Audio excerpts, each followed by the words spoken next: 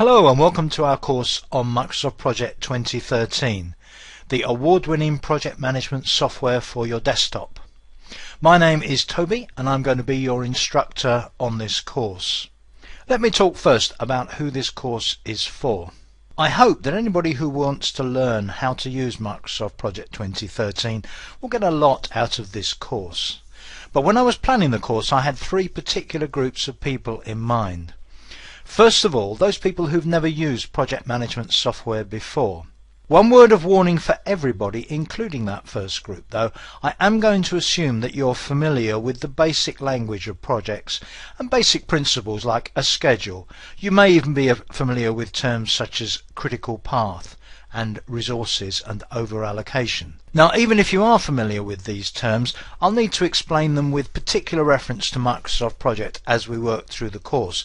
But if you know nothing about project management at all, you may find some aspects of this course a bit of a struggle, and it would be a good idea to get some background reading in first on project management in general. The second group of people are people who've used a very old version of Microsoft Project, a version before the ribbon was introduced. Microsoft Project has changed a lot in the last 2 or 3 versions, and although some of the fundamental principles are exactly the same as they were 15 years ago, some principles have changed a bit, and there are many new additions to what you can do and the tools that are available in Microsoft Project. The third group of people are the people who have used one of the more recent versions of Project, and for them I'll be focusing on the specific changes in this version. Not only are there some changes to the aspects of the interface such as the ribbon, but there are some functional changes as well. Now let me talk about the structure of the course. I've arranged the course into a number of units which are in turn grouped into chapters, and I believe that this forms a logical sequence for learning Project pretty much from scratch. If you've used Microsoft Project before, particularly a recent version, you may feel that you can skip some of these sections or go through them quickly. That's entirely your choice. I would warn you that even things that you may think you're familiar with, fairly basic things like using online help or using the ribbon, have changed in this version. However, if you're happy that you can cope with minor changes, or you can check the online help yourself for these kinds of change, then it's entirely your choice whether you want to skip forward so that you get into the nitty-gritty of scheduling projects and using Microsoft Project more quickly.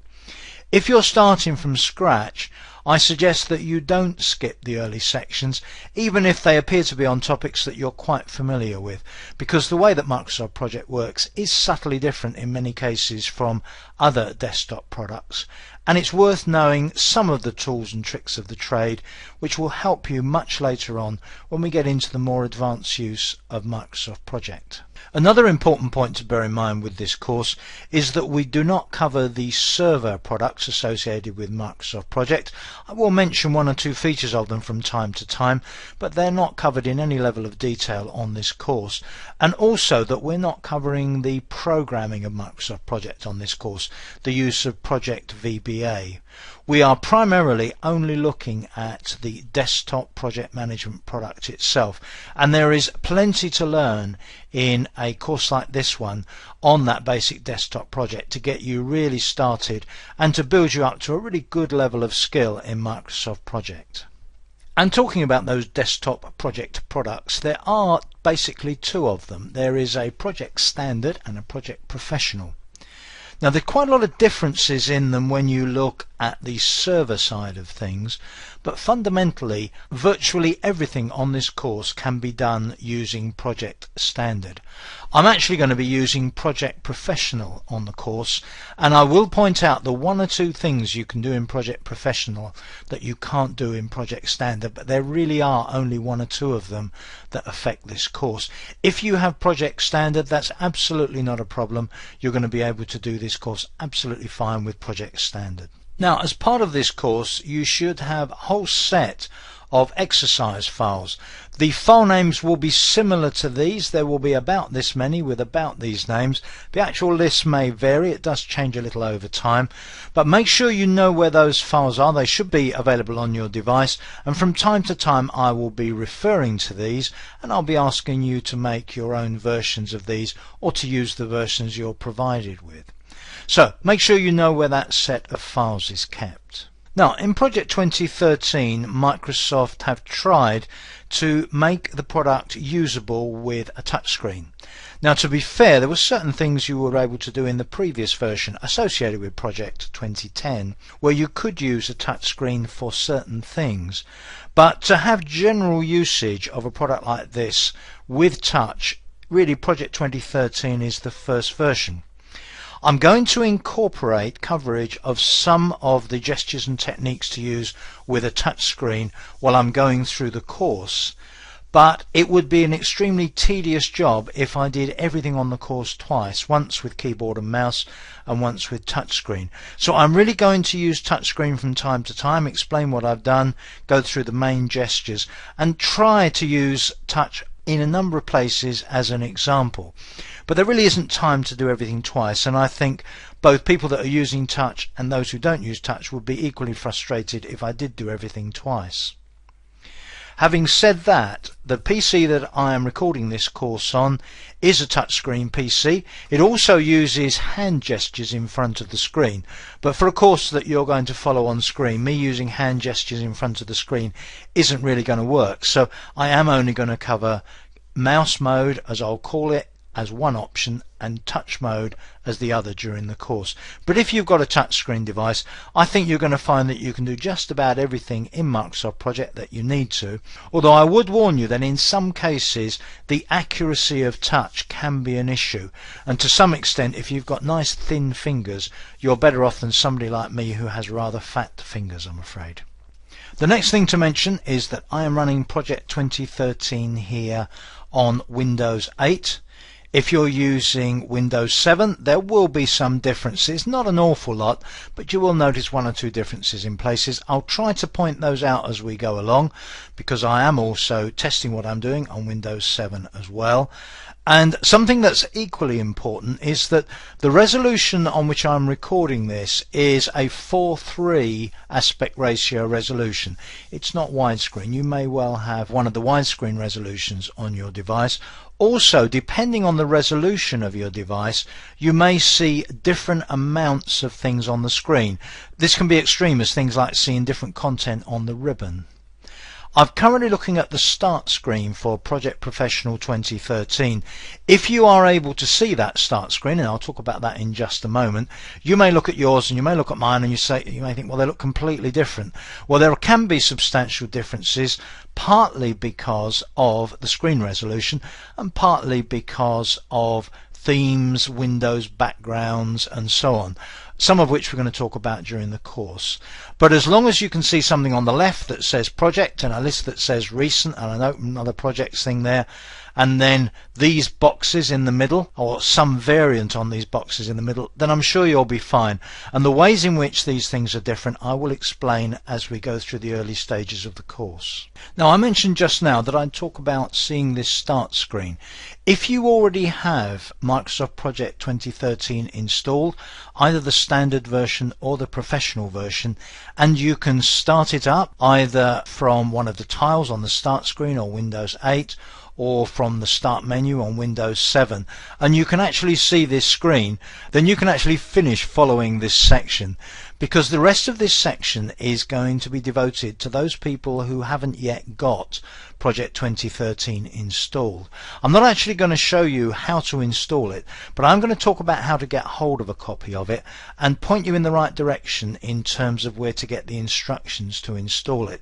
But if it's already installed and running on your machine, you can move on to the next section now. If not, read on. So for the rest of this section, I'm talking to those of you who maybe don't yet have Project installed.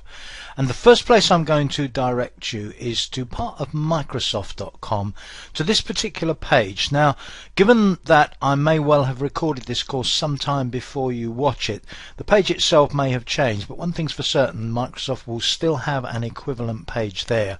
You're looking for the requirements for Project Professional 2013. You may well need to do a search, either a Google or a search within Microsoft.com to find it, but you'll find a page that gives you those system requirements. Now, the system requirements from the point of view of project come into approximately two categories. One of them is the hardware requirements. You need a device that satisfies this minimum hardware specification. You can sometimes make project work on lower spec devices, but it almost invariably leads you to a headache, and this isn't a particularly high specification for modern devices anyway. So make sure you've got a device that satisfies that hardware requirement. And then the other key requirement is the operating system requirement. And as far as desktop operating systems are concerned, you need Windows 7 or Windows 8. If you have XP, if you have Vista, then I'm afraid that's no good. You're going to have to upgrade your desktop operating system in order to run Microsoft Project on your desktop. Now, there are some other requirements here. There's requirements for graphics, including a minimum screen resolution. There are a list of supported browsers and also some details of the touch requirements if you intend to use touch with Project 2013. So you need to take note of those as well. So once you've established that the device you're planning to use will be able to run Project, the next question is how to get yourself a copy of Project. Now, of course, you can buy a copy. You could buy it from Microsoft. You could use your favorite online store. Maybe your local computer store will have Project Professional or Project Standard in stock. But the good news is, at the time of recording this, that it is possible to get a trial version of Microsoft Project Professional from Microsoft. Now, the particular offer and the terms of the offer do tend to vary, but at the time of recording you could get a 60-day free trial from Microsoft, and that includes a guided element where it will actually give you some supporting help and information throughout the 60-day trial, which I think you might find very useful. And depending on how much time you have available, you may well find that a 60-day trial is plenty of time to work your way through this course and to make sure that you're comfortable about buying Project, if indeed that's what you intend to do. There's a page there which gives you access today to the Project Professional 2013 60-day trial. You may well need to do another Google, or you may need to do a search within Microsoft.com at some future date if this actual page isn't here. But if there is a Project trial version available, you should be able to find it without too much trouble. One other thing to be aware of is that there are both 32-bit and 64-bit versions of Microsoft Project available. Now, you would generally be best advised to install the 64-bit version if your device will support it. But one or two things to warn you about. One of them is that if you have Microsoft Office 2013 32-bit installed, I believe you'll have trouble installing Microsoft Project 64-bit. And also, if you do try to install the 64-bit version, there are one or two other scenarios where you can run into trouble. Having said that, I'm not going to try and list what will and won't work here. That's somewhat outside the scope of what I do. I'll leave that between you and Microsoft. But if you download a trial version, you're given the option of either 32 or 64. If you download the 64-bit version, try to install that and it doesn't work, I'm afraid you'll have to download the 32-bit. If you have a bought version, then normally with bought versions they include both. So if you try 64 and it doesn't work, then try the 32. In terms of the functionality, what you can do with them, they're the same. The only real significant difference is in the performance. This course is actually being run with a 32-bit version of Project Professional 2013 running on Windows 8. So when you have acquired your copy of Project 2013, you have installed it and preferably you have activated it as well, you will finish up able to start it from the start screen in Windows 8 or the start menu in Windows 7, and you will get to the point that we saw earlier on where you have the start screen, and this is our starting point for using Microsoft Project 2013. But just before we open it up and start to use it, I'd like to just spend a little bit of time talking about what's new in Project 2013, particularly for the benefit of those who've used Project before, and that's what we're going to cover in the next section, so please join me for that. Hi everyone, Simon here from Simon Says It. Thanks for watching this video. If this is your first time here, I'd love for you to subscribe. Every Tuesday, Wednesday, and Thursday, new videos are uploaded to the Simon Says It channel here on YouTube. Just click on the subscribe button right over there. If you're interested in taking your Microsoft Project 2013 training to the next level. You can get 19 hours of Project 2013 training offered by Simon Says It. Just check out the About section below this video with more details. We'll see you next week with additional videos.